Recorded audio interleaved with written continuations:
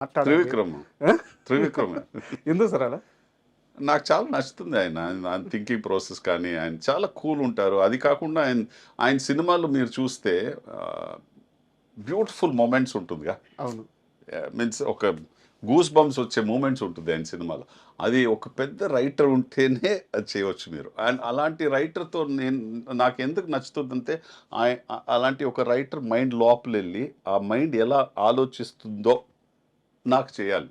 Okay. నాకు వెళ్ళాలక్కడ. నాకు లోపలెళ్ళాలి. అలాంటి ఒక నాకు యాస్ ఎ క్రియేటివ్ పర్సన్ నాకది చాలా నచ్చుతుంది. సో, ఆయనతో నేను చెప్తూ ఉంటాను. హ్మ్. అండ్ ఆఫ్ కోర్స్ నేను ఎక్కువ సినిమా చేయలే ఆయనతో. బట్ చెప్తూ ఉంటాను. సార్ మీరు నాకు ఒక మంచి స్క్రిప్ట్ రాయండి సార్. నాకు ఒక మంచి క్యారెక్టర్ రాయండి. మీరు ఏం చెప్తేనే చేస్తాను నేను అని హ్మ్. చెప్పి. హ్మ్. హ్మ్.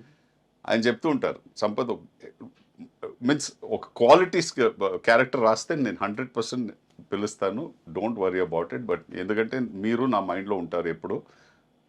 ఎక్కడైనా మనం కలుద్దాం, కలుద్దాం అని చెప్తూ ఉంటారు. సో, ఏదైనా అలా వస్తే సార్ హ్యాపీగా వెళ్తాం.